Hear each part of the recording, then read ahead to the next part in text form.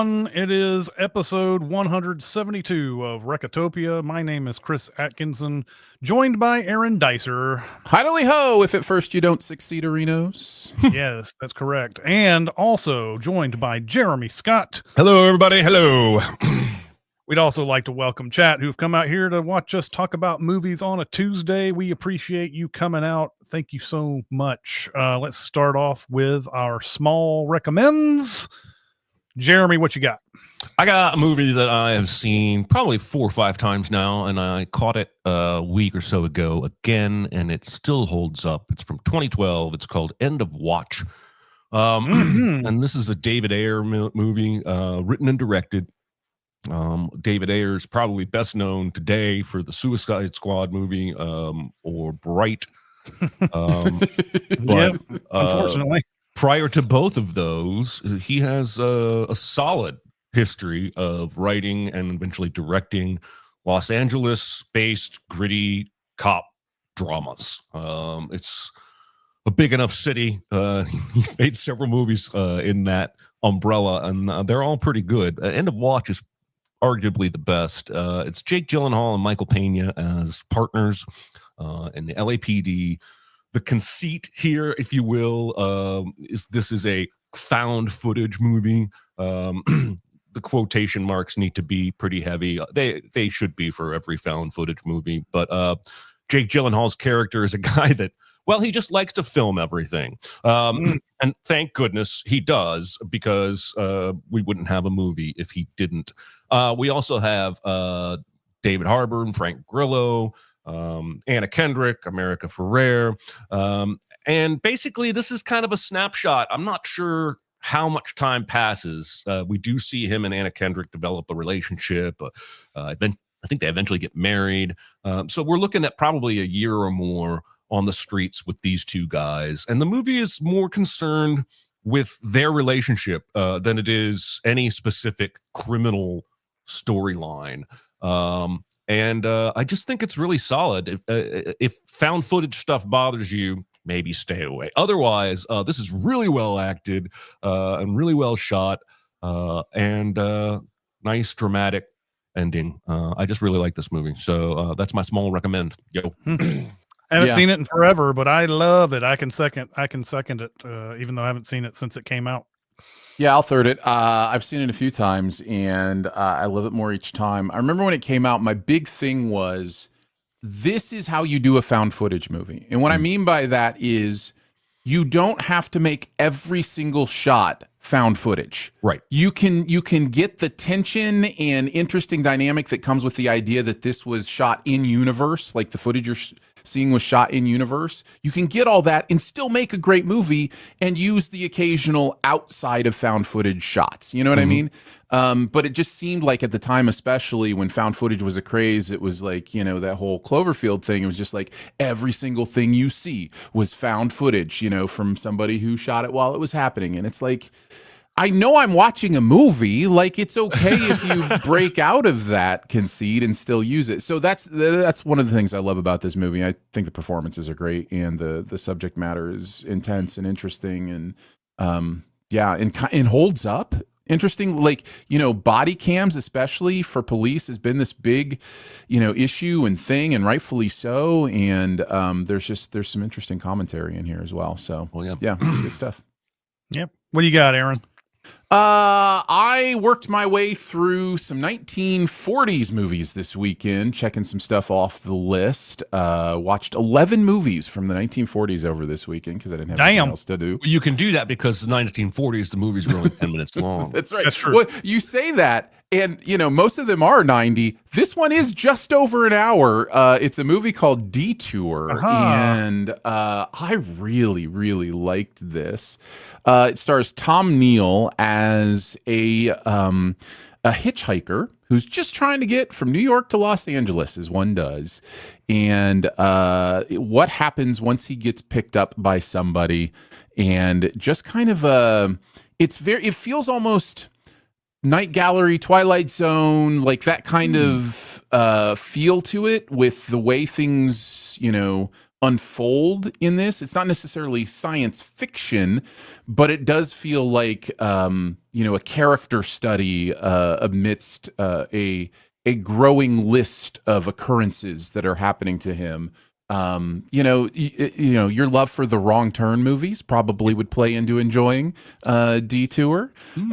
So yeah, Anne Savage is in this as well. She's incredible. She's really fun. Type of female character you don't necessarily see a ton of during this era. I mean. But I really loved it. I loved how dark it was. I loved where it ended. Detour is a good watch. This is one of just a small handful of movies that I own that I haven't seen. Just a small handful, not many. Not hundreds. But, yeah.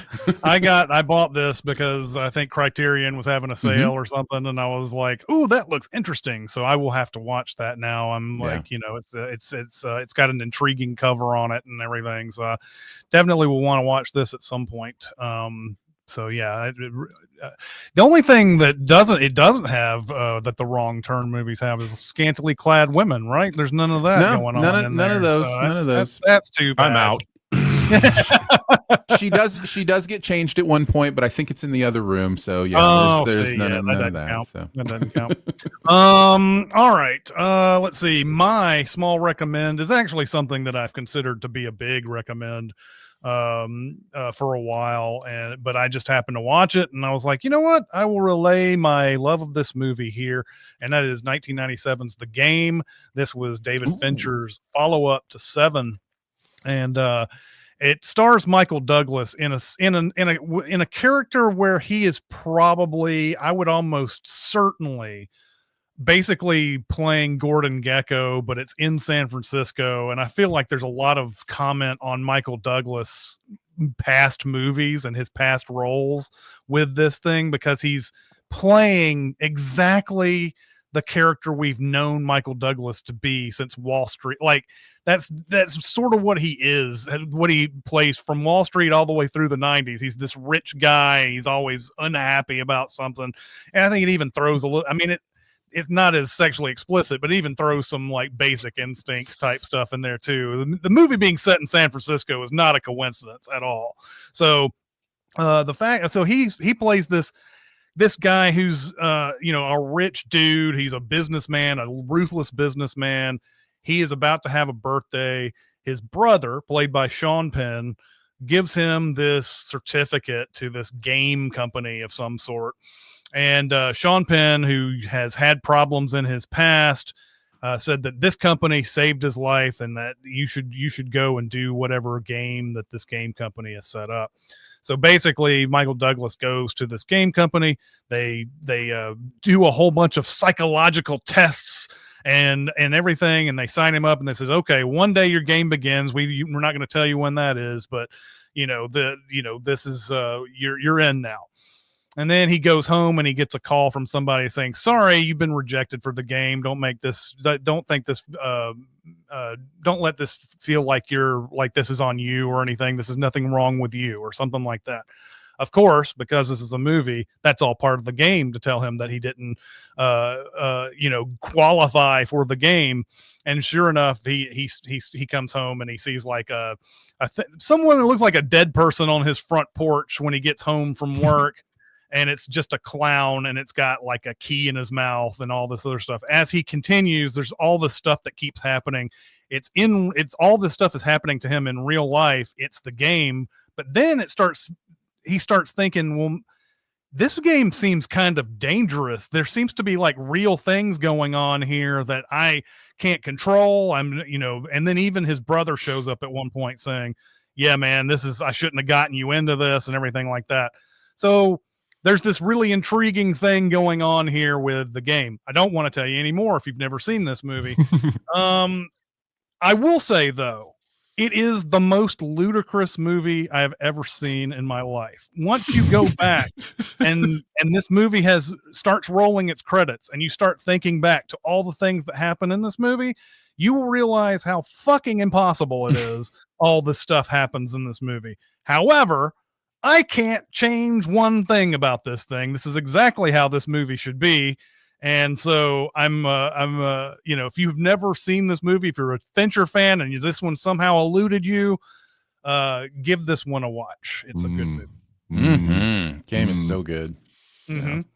Yeah. All right. Fincher's good. The game, I think, is where I fell in love with Fincher. I think it's the game. And it made me reevaluate some of his other movies that I didn't like as much and went back to them and liked them a little bit more. It's interesting how a movie can do that for you. Go, oh, I'm vibing with you now. I found my inroad into kind of the stories you tell and what you try to do with them, and then you go back and watch other stuff. And you that's have what happened when I watched Wrong Turn 4, and then I went back and watched the first 3 Wrong Turn movies. Yep. Exactly. Yes, that's correct. All right, let's get on to our big recommend, and this one is Jeremy's. It is the movie Things Will Be Different. Jeremy, take us away. All right, Things Will Be Different was shot in and around my hometown of Angola, Indiana. Also shot some stuff in Fremont, Indiana, which is very near to Angola. And I didn't recognize a single thing, but that's okay because that's not the point. We open on a black screen as we hear a phone call between a man and a woman. They are Joseph and Sydney, and we learn that they've committed a robbery, nearly got caught by the cops, had to split up, and that they are brother and sister. They plan to meet up at a diner in the morning, and Joseph said he's found a place for them to lay low. We next see Sydney enter a diner carrying a rifle. I think it's odd she's just openly carrying a rifle into a diner, but maybe this is some kind of universe where everybody carries a rifle. I don't know, but that jumped out to me that she wasn't like even trying to hide that rifle. Through fairly natural conversation between her and Joseph, we learn more about them, such as Sydney has a 6-year-old daughter, she doesn't like onions, and the fact that they ended up stealing 7 instead of 5. Not sure if they mean million or 100,000, but regardless, it's more money than they thought, and now Sydney says she's able to dream a little bit. Just as they begin to joke with one another, seemingly like old times, a police siren is heard, and they throw a $100 bill on the counter and take off. It's worth pointing out that Joseph got there first and got to eat most of his meal, but Sydney was only in the diner for about 2 minutes and barely had anything to eat. I don't think that's fair. We then see them in the woods, and they discover a campsite, and that makes Sydney nervous. But then they continue into a cornfield with their rifles drawn. They come to a farmhouse, and they find 3 drunk guys shooting at bottles, and the siblings fire upon them and claim the home is theirs. And this strikes me as a super dangerous plan, when just staying in the cornfield until those guys leave was sitting right there. They appear to know that those guys will probably come back after they've run them off, and they don't care. They pick up their spent rifle shells and head inside the farmhouse. Inside, there's minimal furniture and furnishings, as well as a dead dog and random garbage. Another police siren is heard, and Sydney suggests doubling back to the diner, but Joe has become entranced by a door. This is it, he says, pointing, and then tense music begins as they go downstairs. Joe pulls a notebook with apparently instructions and begins winding the large clock backwards. Sydney gets quick instructions and runs to another clock and spins that one's dial. Then they both head upstairs as Joe plays with the door handle and sirens approach. They both go into the room and close the door. Next, we see an exterior shot of the farm with the police lights, and then we go inside the room. It's completely dark, but Joe lights a match, and there's a phone. And then Sydney reads instructions from the notebook and dials the phone as we hear police outside checking the other rooms. Sydney says a strange phrase that might be Latin, and Joe blows out the match. Next, in darkness, we hear them breathing before they open the door and step out into a fully furnished room. We see through the window, and it's wintertime now. They appear to have traveled to the past or maybe to the future, and they check the house room by room just as they did when they arrived. The home is now fully furnished and clearly being lived in. Joe goes back to his clock and winds it forward. He stops when it clicks, and Sydney asks, "Is that it? We're clear here and there?" He replies, "Gotta wait for our time to pass in the present. Then we head back, make sure we're clear." And one begins to hope this will make sense at some point. They check the cupboards and find dozens of snacks and meals in plastic containers. Sydney says, "So 2 weeks then?" And he says, 2 weeks and counting, which grammatically is probably not the correct reply, since it implies the starting number 2 weeks is going to go up when it's really going to go down, but I digress. Then they laugh and hug, mostly because they know all the things we do not yet know, and also they now believe they are in the clear. We then cycle through their 2 weeks with little titles in the top right of the screen telling us what day it is as each new day is shown. They walk around. They snoop on the clothes and other items in the house. They try to get in a strange outbuilding. They eat. They drink coffee on the porch and laugh. They count their money, and we see that Sydney has a notebook with a list of names and amounts, and perhaps she's stolen this money to pay people back. They open drawers. They watch movies. They take baths. They drink a lot. They practice shooting. They drink some more. We see them have a conversation about how he feels he owes her brother-sister time, and it's revealed that she got arrested in the past and he didn't, but she feels like it set her on the right path, even while he feels like he abandoned her. And yes, we do find out she is in massive debt. We also learn this is a magical safe house owned by one of Joe's regular customers from his bar. The two reminisce about their childhood and the music their mother played and listened to. And Sid looks at the bracelet her daughter Steph made for her and says, "Get me back to her, Joe," and leaves the room. We next jump to day 14. They put the dishes away, they pack up, throw out the trash, and Joe discovers that the mysterious outbuilding now has its doors open wide. He enters. We cut to Sid upstairs at the special door, staring in awe. Joe arrives yelling, saying, "We have to go now." And we see that the door has a carved sign on it that reads, "Go to the mill." She tries the handle, but it won't open. She runs to the mill and Joe follows. He gives her a flashlight and says to stay calm and follow him.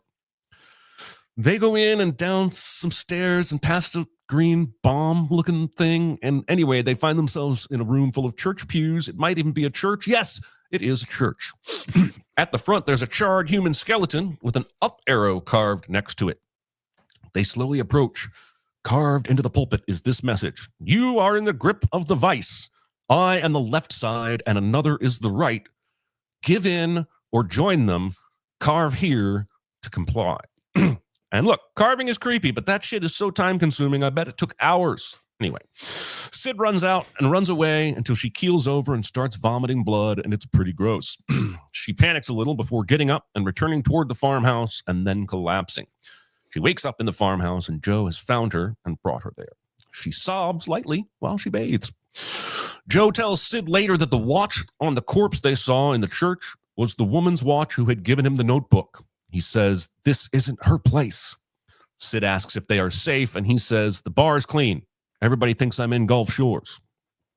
We next see Joe carving an X on the line on the pulpit. Then there's a noise, and a sudden safe appears on the floor. Joe pulls out a notebook and uses numbers in there as the combination for the safe, and the safe opens. Inside, a message says, "Talk and lock to set a cycle," and there's a tape recorder inside. Joe records himself saying hello, returns the recorder, and locks the safe. Immediately, there's a noise behind Sid, and she goes to investigate while Joe spins the dial on the safe to open it again. This time, the message inside reads, "Cycle is set. Play to listen. Record to talk." And this is officially the kind of thing that could end up being awesome, unless it ends up explaining all the mysteries with some kind of flimsy half explanation like Lost. He plays the tape and a voice says, "You shouldn't be here." He begins a conversation with the voice, which demands to know who he has told. Sid gets impatient, talks on the recorder, and it stops working. Joe explains his theory about the past and the future and the vice, and it might be right for all I know, but he doesn't really have any basis for it. Anyway, after following Joe's advice and putting the thing back in the thing and taking it back out of the thing, it works again. The voice says it doesn't want their money. It wants to wipe them, and says it's more humane to wipe them than for them to be vomiting up blood at the borders, suggesting there is a limit to the range outside the house.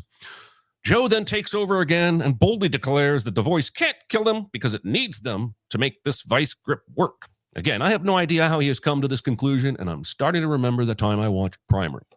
And guess what? Joe is right. The voice says an unwelcome visitor is coming that they cannot track or stop.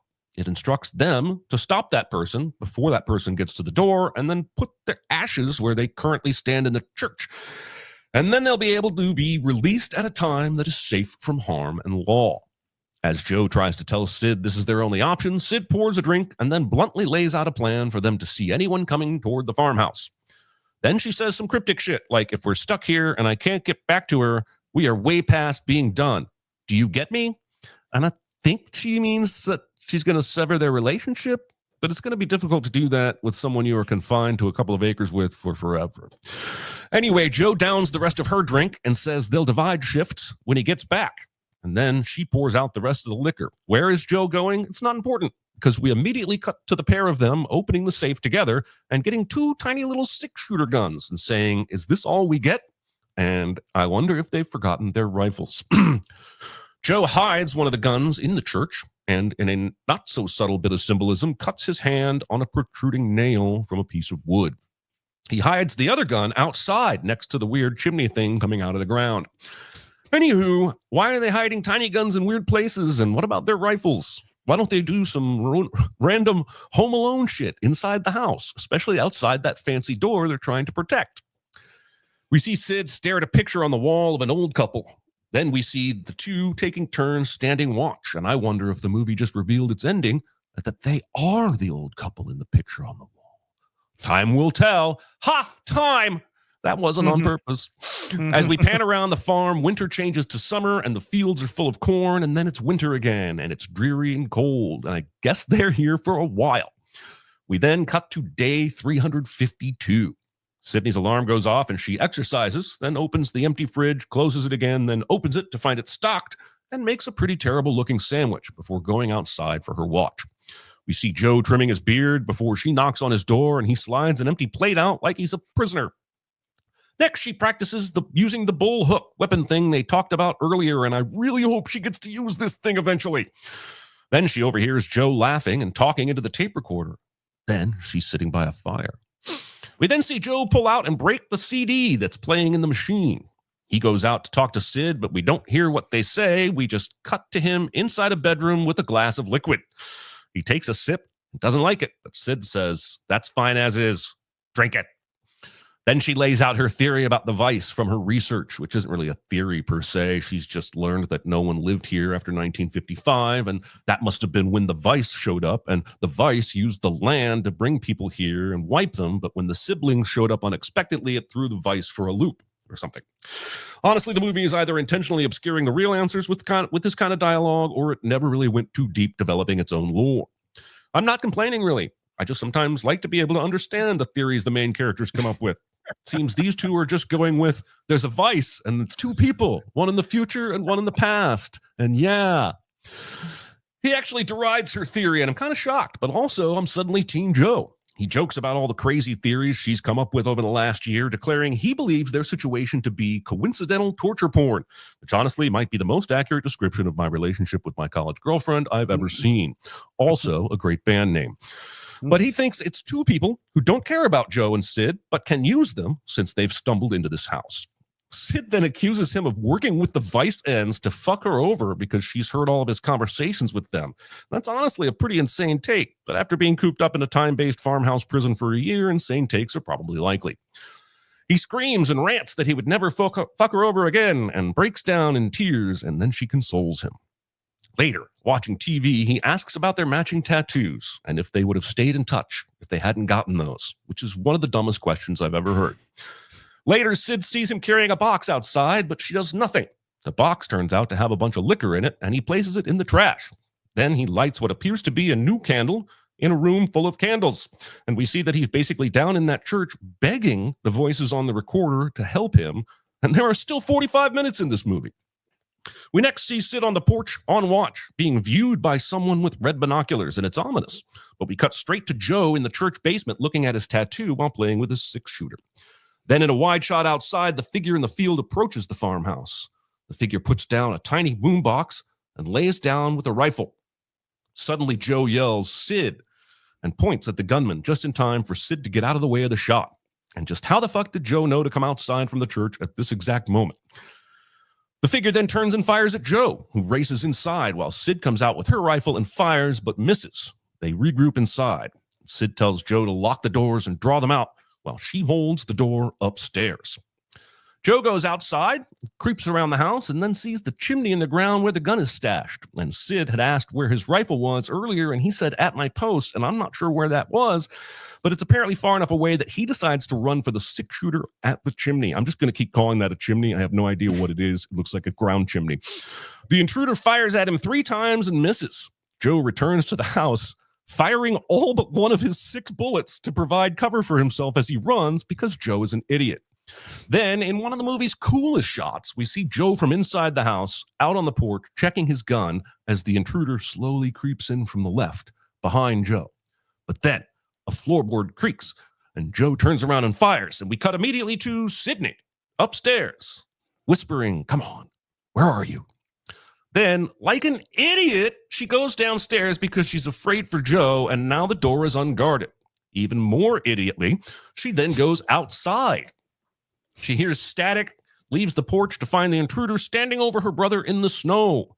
They begin firing at each other, and Sydney is hit. The intruder holds up the boombox, and it's playing a song with lyrics that say, "I got you in my crosshairs." And we know this song because it is a song we heard earlier when they were talking about the music their mother listened to. She goes back inside, locks the door, and starts tending to her bullet graze wound on her shoulder. Then we see her pick up the bull hook. Yes! She pulls the "go to the mill" sign off the door with the bull hook, but it is immediately replaced with a new sign that says, "Stop, you will break the door." She laughs and pulls that sign down as well. It is replaced with a sign that says, "Stop, you will break the door." And then as she goes to attack the door once more, the safe appears in the room at her feet. We then cut to Joseph waking up on the floor of the church, and we hear a safe dial turning. He sees that his wound has been dressed and that the intruder is trying to use the notebook to open the safe. Back in the house, the voice tells Sid that if she breaks the door, she and Joe will die here. Meanwhile, Joe is trying to reach the 6-shooter he stashed in the church while the intruder pulls the tape recorder out of the safe, but then catches Joe and stomps on his wound and ties him up. The figure writes "hello" on a notepad, and then "I need you to talk for me, Joseph." Joe refuses and gets his leg wound stomped on again, but also finds a protruding nail behind him in just the right place to help untie his hands. So he finally says "hello" into the recorder. Back in the farmhouse, Sid asks about the song the intruder was playing, and the voice assures her that the intruder is not her mother, but he can't say how he knows that. The voice then offers to meet her in the middle and asks her to tell it everything she knows so far about the intruder, and in return, they can tell her how they know the intruder is not her mother. And honestly, this feels like a bad deal for Sid, but she has mommy issues, so she goes for it, saying the voice has to share first. The voice says, "We know that," and then there is a clear clang noise, and the voice stops responding. Back in the church, the intruder brings the recorder back out of the safe and forces Joe to talk to the vice voice, who asks if the intruder is there. Joe lies and says no. They ask if the intruder is dead. Joe says yes. Again, he's reading these replies from a notebook that the intruder wrote for him to say. Joe says the intruder's body still needs to be recovered, but the weather is bad. He also shares that he's hurt and in the church and asks the voice to help him by contacting his sister. The voice says, "Copy, stand by." We then see the voice telling Sid her brother is alive in the church. She asks if he's alive, and the voice says yes. She asks, "Is it with him?" And the voice says yes. She says, "Stay close," and then leaves the room. Sid leaves the house wincing as she throws her rifle over her shoulder to remind us of her wound. In the church, Joe asks the intruder why it can't talk. It comes all the way over to him and writes a new message on the notepad, only for it to be that the question is too big to answer right now. He asks, "Why are you here? What do you want?" The intruder responds with a message we don't get to see, because if this movie is good at anything, it's cock teasing. After a few moments with Sid outside the outbuilding, we get to see the reply, and it's, "I want the man who killed my family." Sid makes a noise outside, and the intruder hears it and grabs their rifle, and Joe furiously tries to cut his bindings on the stray nail. Just as she's about to turn and is shot through the window, the intruder shoots at her but misses. The gun jams, the intruder drops it and leaves the church and takes off running through the field. Sid sees them and gives chase. She shoots them, but then either the gun jams or runs out of bullets, so she drops the gun and the two race inside to try and reach the door before the other. They fight in the living room, and yes, Sydney does get to use the bull hook in the fight. She cuts the intruder, who stops fighting, and as Sid slowly approaches and tries to pull off the face cover, the intruder recovers and punches her. They wrestle on the ground, taking turns being in control until Sid removes the covering and finds a girl we've never seen. Sid looks at her wrist and the bracelet her daughter made her, and holy shit, it's her daughter. Were you, like me, pretty certain the intruder was going to be either Sid or Joe? Holy shit. Joe arrives after Sid is briefly overpowered and points the six-shooter at the now re-face covered intruder. Sid yells, "No, no, no, no," and we hear a gunshot as the movie cuts to the farmhouse's exterior. We then cut back inside to see Sid fall wounded. Joe has shot his own sister. As she falls to the floor to cover her wound, the intruder runs upstairs and opens the door, entering the secret room. We hear thunder as Joe tells Sid to stay with him, and then Sid dies. Joe hugs her body and sobs, and we get another close-up of the bracelet. Joe walks upstairs and finds the door blown to bits, pieces of it on the floor. He uses the safe tape recorder to tell the voice it's gone. The voice asks if Joe is hurt. He says yes, and they tell him they will send morphine, and Joe should take it and go to the woodshed and await further instructions. Joe asks, "What about my sister?" But there is no reply that we can hear. We only cut to Joe standing above his sister's grave outside, and if I were sinning this movie, I might remind the viewer that Joe himself earlier said the ground was too frozen to dig, but I'm not sinning it, I'm recapping it, so let's keep going. Joe carries the bags of money to the shed, the door rumbling behind him, then darkness, then a high-pitched noise. Joe turns to see a silhouetted man sitting at a large console. The man embraces a female, and they both light cigarettes as she sits on the other side of the console. The female says, "Turn around," and the male says, "You can't look at us. Turn around, please." And these are the two vice voices. They inform him that they are going to wipe him because he and his sister failed to carry out the task. They explain that this is all bigger than him, and he was just in the wrong place at the wrong time. Joe insists he can get her back and begins to basically beg for a second chance. He says, "Things will be different. Trust me. Just give me another chance." The silhouettes hang their heads, then peek around at each other. Then the male says, "We're assuming that you remember the morning of, well," and Joe nods. They say, "Leave the bags, remove the redundancy, and slip in when you can see your sister as quickly as you can." The female says, "Be sure to remove the redundancy, or you and your sister will be wiped." They mutter in Latin, and a door opens behind Joe, which makes his eyes go wide. We then cut to a field outside the farmhouse. Joe is outside the outbuilding. He walks toward the cornfield, but stops 50 feet short, staring at a seaplane flying overhead. He then walks toward the corn and begins to run as best he can, removing his clothing as he goes. Tracked through the corn back toward the diner. We see him in the woods. He pauses to look at the campsite they passed in the beginning of the film that Sid thought was a sign the area wasn't safe. Joe, bent over and counting, hiding his money, is then attacked by current Joe. As we learn, the original Joe is the aforementioned redundancy. Imagine having to bludgeon yourself to death and then dump your own body in the swamp. Joe then picks up the money and runs through the woods. We see a few Terrence Malick shots of the sunshine through the trees, and Joe arrives back at the diner where he and Sid first met. He is replacing his original self. The waitress seems alarmed, so he slides her a few hundreds and makes the shush gesture. He takes a long drink of coffee as we cut back to the vices, and they say, "Cycle is set." The left asks how the right feels about this one, and she replies with, "Gotta love hope." And with the new lighting, we see that these are Joe and Sid, or at the very least, the actors who played Joe and Sid. We then cut to Sid, rifle over her shoulder, entering the diner and spotting her brother at the bar. She walks up but pauses, looking at him strangely. "Who are you?" she asks. "Who are you?" she demands. "I'm no one," he replies. She asks where he got the bags, and he says he stole them.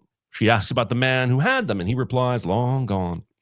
She sits and then asks, "Did you kill him?" He replies, "It was to make things right." She asks how that's going, and she points the rifle at him, and he says, "Not well. I tried so many times." And then he grabs the barrel of the gun and says, "I'm tired." He lifts the gun up, revealing his wrist tattoo. "So please," he says, "you have to end this. Leave the money and run. Run to Steph before I kill you again." Suddenly he yells, "Kill me," and she fires, and everyone in the diner screams and goes running. Sid runs out of the restaurant, and we pan to a painting of the farmhouse on the wall of the diner, and that is Things Will Be Different. Gentlemen, how was your experience?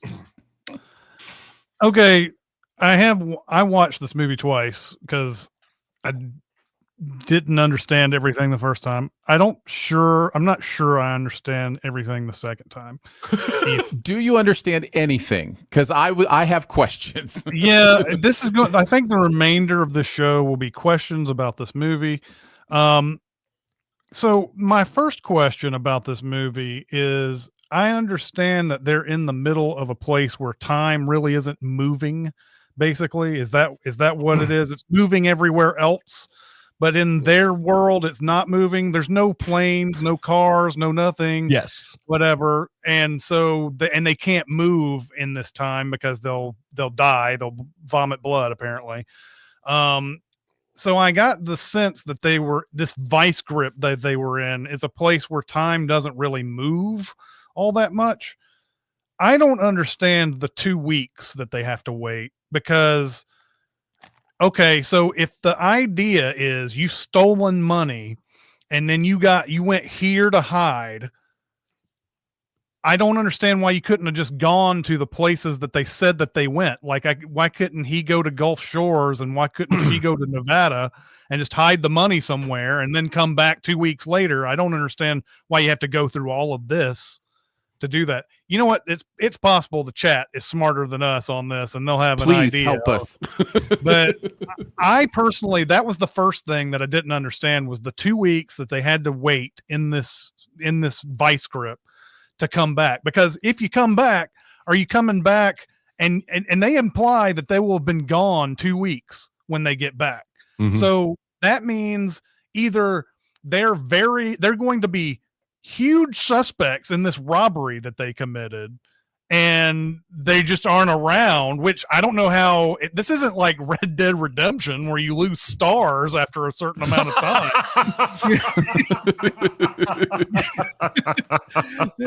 So or do they have the 2 weeks so that they can come back and replace themselves as they're doing the robbery? That was a big thing for me. I just kept trying to figure out why they had to be here. What is the point? Unless I mean, how are they going to be the big suspects in whatever robbery that they make? If they are, then they can't go back. Maybe it's a parallel universe. I don't know. I think, and believe me, I greatly enjoyed the experience of watching this movie. While I cannot necessarily say that I loved the movie, it does a lot of interesting things. I think it's saying their faces are known and there's sirens everywhere, so they can't just go to Gulf Shores. Like, they have to get to this farmhouse and hide there. But the movie undercuts itself by having them go to a diner and show their faces and also wait a whole night before they go with guns in tow. Yeah.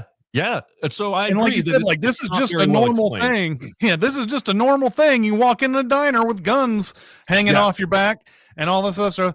I still think though that if it is sort of a thing where they're like they were trying to get the heat off of them for 2 weeks, I guarantee you in 2 weeks, whoever they stole the money from is still going to be pissed off about 700 grand or 7 million or whatever the fuck they stole. It's got to be 700. Has to be 7. They I don't know. The Wikipedia entry, I bags. did read the Wikipedia on this. They seem to think it was 7 million. Whoever in wrote those that. 2 bags, there's $7 million. I mean, once you put them all in hundreds, it's less than you think. Okay, maybe. But it's just one of those things. I couldn't wrap my head around why they had to do this. There was never a spot in there that told me this is what they had to do, and then everything will be okay on the other side. And I feel like that was something they could have easily explained, and they decided not to. And I don't know. Maybe they didn't have a good explanation themselves. Maybe they just figured you just go along for the ride. That's the sense that I get, is that they had a lot of really cool sci-fi ideas, like the tape recorder thing, and playing to listen and recording to. That's really cool. I've never seen that kind of thing in a movie before, but I don't feel like the movie ever really came up with an underlying explanation for everything. It was just a hodgepodge of neat ideas. Yeah, I love the recorder thing too. In fact, there was a thing that Severance did in its past season that reminded me of this. Oh, interesting. I was actually going to mention that. Yeah.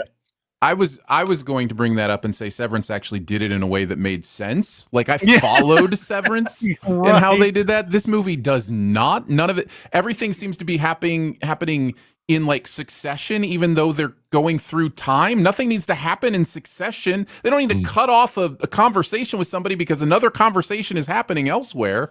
Yeah. Like, Yeah, this is my biggest, one of my. And look, I love the tape recorder, but yeah, there were a lot of things about it that I was like, why did you have? Okay, so this tape recorder is going through time to another person, and the people responding would always respond in a way that was like, you have more tape, you can elaborate on that thing that you just said. You don't because there's a point where they'll say something vague, and then she goes, what? And then, and then it comes back and it's like, you could have said that the first time, broad. So so yeah, I had a hard time figuring out what the reasoning behind all of this was and why they were doing what they were doing. That was a big issue for me. I like these actors a lot. I feel like I've seen them before, but like Adam David Thompson, who plays Joseph, he's been in some things I know I've seen, like Glass and Martha Marcy May Marlene. I've seen him, but I don't remember who he played. And I think he played one of the guys who was like attracted to Elizabeth Olsen and Martha Marcy May. I think that was who that was. But this other woman, what is her name? Riley Dandy reminded me a lot of Jodie Comer, the way she looks. There's some moments in there that I thought she looks like Jodie Comer, but I really like these actors. I think that, you know, they do a good job. And then, of course, any kind of high concept movie like this, I'm going to be attracted to in some way because it's interesting, it's fun, whatever. But sometimes these movies, and you mentioned Primer and all of this, sometimes these movies get so far into well, let's see if people can figure it out. And, you know, there's a puzzle that's there, and maybe they've explained it somehow in here. And you know, you just missed a couple of details and you just, you know, whatever. But there are a couple of things in here that I think if you had explained it, it doesn't make the movie worse. If you go into a little bit of even just a couple of things, you know, like, you know, the guys, you know, I don't think she understands how this works. He understands it more than she does. And all he has to do is say, all right, this is going to happen for 2 weeks. When we come back, you know, our other selves will be robbing the banks or whatever. And then we'll go into this nether void. And then when we come back, people will be like, oh, who was that? Who stole from I don't know who stole from what do you know? So it would have been nice to have that kind of explanation. The other thing I think this movie really gives short shrift on is at the end, because it sort of implies that he's done this a million times, like it's Edge of Tomorrow or something like that. And I really didn't like that either, because I was sitting there going, why does she not know who this person is? Why does she not know who this person is? And then it turns out that he's old. And I'm like, well, you figured out who your daughter was, like, who was 15 years older than she was. So I don't understand how older brother doesn't compute for you. But anyway, or how he's so much older now, but he wasn't the last 5 times he did this. Okay, that I think the movie is jumping there. I think when we see him going back through the cornfield and seeing the corn or the campsite, that's the Joe we've been with the whole movie. Right. When she walks into the diner, that Joe, we've jumped ahead to a Joe that has gone back in time hundreds and hundreds of times. That's what I'm saying. How did she not notice it was old Joe the last 5 of the hundreds and hundreds of times he did it? I see. I misunderstood. Yeah, he doesn't look so different now that you can't recognize that that's not her brother. But I feel like that short shrift because we have only just now been introduced to the idea that he could do this multiple times. Yes. Exactly. This was considered the last possible time he was going to. Now, maybe this organization is way more evil than we think they are or whatever. I get the sense that they are in some way, but you know, I got the sense that he was only able to do this one time. And then if he failed, then they were going to wipe him. And then at the very end, they introduced this fact that, he's been doing it a lot of times. And then how can you fail this project so many times. I don't understand that either. It's not like Edge of Tomorrow where you have all these different aliens all over the place and all these different things that can happen to you. You have one person, and I guess the other issue is that he never knew who it was. He never knew that it was her daughter. No.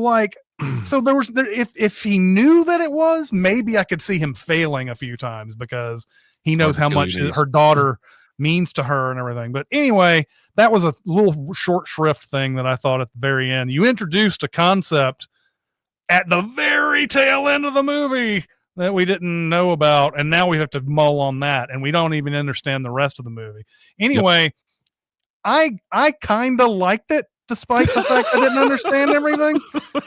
Kinda, I didn't hate watching it. I watched it twice. Yeah. So, that's where I'm at on this one. It could be one of those things later on down the line. Somebody explains everything to me and I'm like, oh yeah, I never considered that.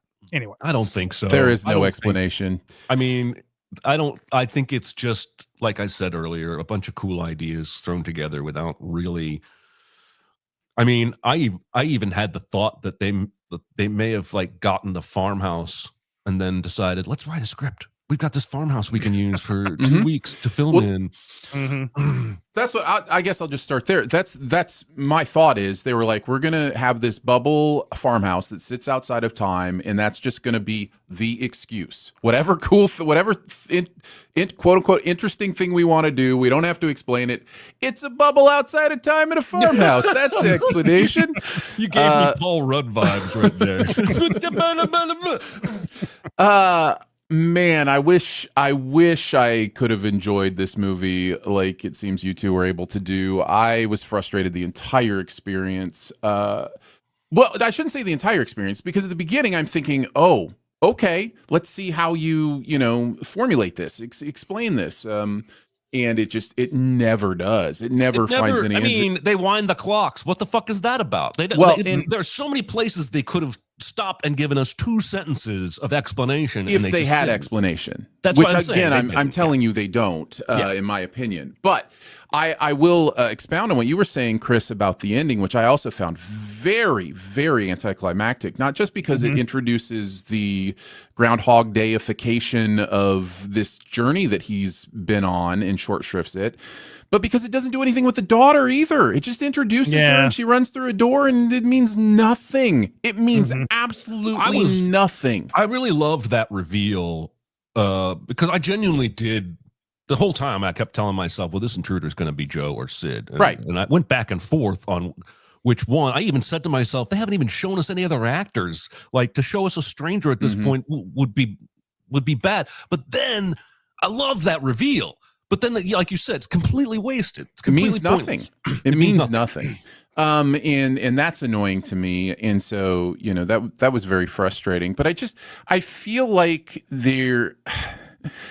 I have adapted many times when I talk to people about what we do with CinemaSins. I've adapted the serenity prayer for people in this way. God grant me the serenity to accept the nitpicks that do not matter, the courage to call out the ones that do, and the wisdom to know the difference. And I think that is at play here, because for me, these nitpicks do matter. They make the movie worse.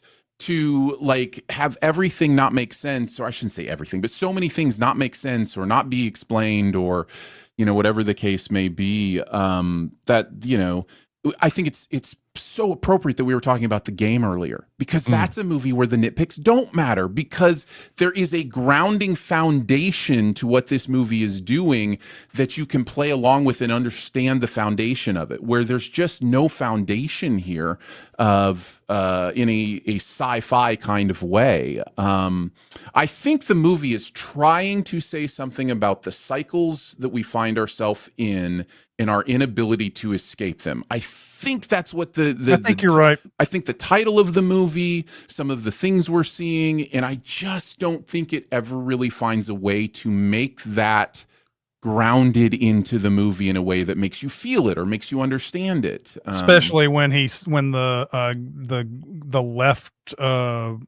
left shark, I guess, says, I wonder if he'll be the first to break it. and he doesn't say cycle, but that's really does sound like what he's talking about there. Well, even even hope the a fact wonderful that thing. in the past they had done some kind of crime and he got away and she was caught, and now Exactly. they've done some sort of crime. And Exactly. like, yeah, I agree. I think it's all there. Jeremy, I think I must have misheard you in the synopsis. Did you say you thought that the left grip and the left and right vice grips were the same actors? I thought they were. No, those are two different. I don't think the movie is ever indicating that that's them. No, as it's the vice not. Yeah, grips. those are completely different people. Well, they looked like them to me. Sorry, everybody. no worries. Yeah. I just wanted to clarify. No, those are different actors. I looked them up, and one of them was in the Tudors. Was one of the big. Yeah. Okay. Yeah. Well, I guess by this point in the movie, I was seeing things. But again, it's the kind of movie that makes you want to find something that makes sense, or that you can start to tie things together with. And I just thought, out of 81 on Rotten Tomatoes, I really thought one of us was gonna like come away like really finding something in here, and we just didn't. Well, and you may have gotten into an 81% that had like 5 reviews or something like that. That's possible. That's possible. I did put in that Latin phrase that they said, and it was something like, "I pray that you have a safe journey," I believe is what that is translated from Latin to English. Or may I enter safely, or something like something that. of that nature. Yeah. So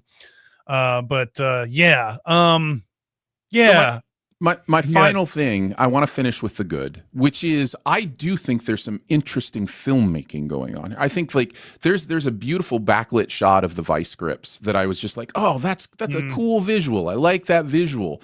I think the acting is good. I don't think this is bad acting by any stretch of the imagination. So I think there's a lot of surface technical stuff that I go, okay.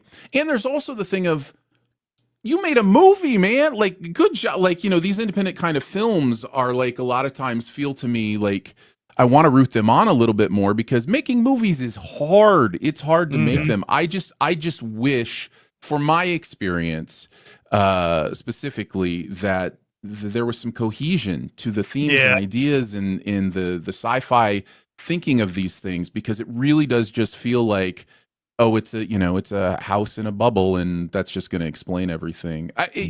It wants to deal with alternate timelines, but in alternate timelines, things don't just appear. That's a different timeline where that safe would have been there the whole time. Like, you know what I mean? It's not like you're not doing alternate timelines. You're doing some sort of mystical time change. Yeah, there's a suggestion from Joseph that whatever they do that goes into the future, they can cycle it back to the past somehow, which they don't, of course, explain at all. But that's where I'm getting all of this stuff is that it comes back from the past. This stuff is in the past, and then it was like it was always there. But yeah, I mean, like you're saying. Well, and you have to have multiple timelines for this to happen. Yeah. And final thing, I agree that the getting rid of the redundancies things is giving short shrift, because if he's done this hundreds and hundreds of times and has to kill himself every time, wouldn't it about time 20 you be looking around for the guy that's coming to kill you next time? You know what I mean? Like, if you keep failing at this thing, at some point, like that's a movie I want to see. Like the last 5 minutes of this movie made into a movie would be interesting to me. But anyways, there you go. All right, let's get on to our Super Sucker double feature. All right, I'll go. I definitely thought of Primer during this. This is not going to be my answer, but Primer was the one, because it's Primer is one of those movies that you're either super into, and all the things in that, the technical time travel jargon in there is what you really love about time travel movies, or you hate that movie. I can't see anybody being ambivalent about it, but it really goes along well with this movie, I think. But I wanted to come up with something that was a little bit more kind of tone, the tone that this movie sets and everything.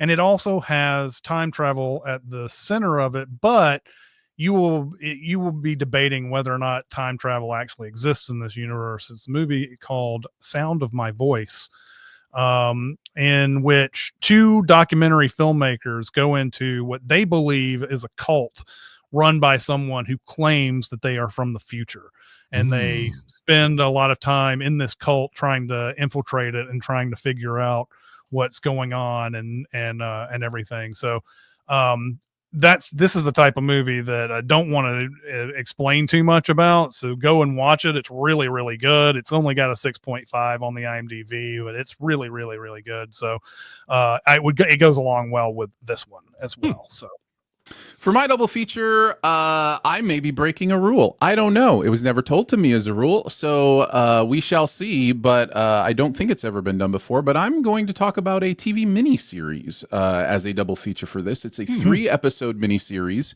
Each episode is 90 minutes, so it's like 3 films basically, but this is called The Lost Room, and this is a miniseries where there is a hotel room that is found that has these weird sci-fi properties to it, and the items that were in this hotel room whenever the event happened now have these mystical powers to them, and they're different powers. So like there was a watch in the room and it does this kind of superpower mystical thing.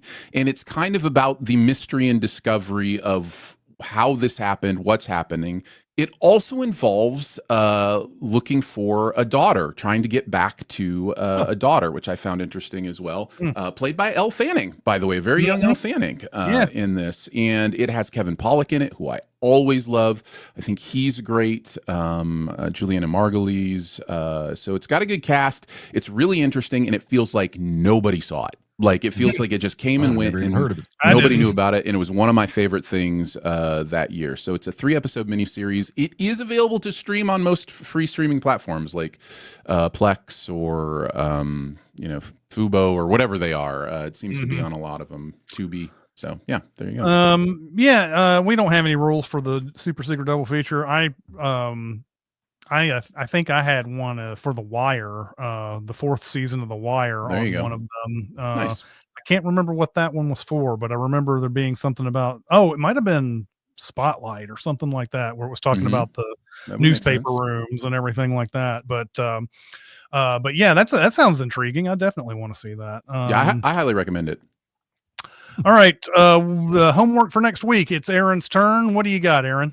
Oh yeah, so trying is my best to continue the theme of stuff that was filmed where we're at. I couldn't find any. I don't think there was anything filmed in or near Tip City, Ohio, where I grew up as a child. It is a very small town, and there was one movie that was filmed on the outskirts of Adrian, Michigan, where I lived when I was going to high school, and that was Transformers: Dark of the Moon. But that will not. I will not go into that. But there was a scene of that was filmed just outside of town. Instead, I will go with my current residence. The big one around here that was filmed here in the surrounding area was Winter's Bone, and is definitely, I think, fits the category of Recotopia. Kind of, in the past enough that people have maybe forgotten a little bit about Jennifer Lawrence's big breakout role. So, and it takes place here in the Ozarks. So, yeah, nice. Winter's Bone. I had read something about this where she went to an audition and she was turned down because she was, quote, too pretty.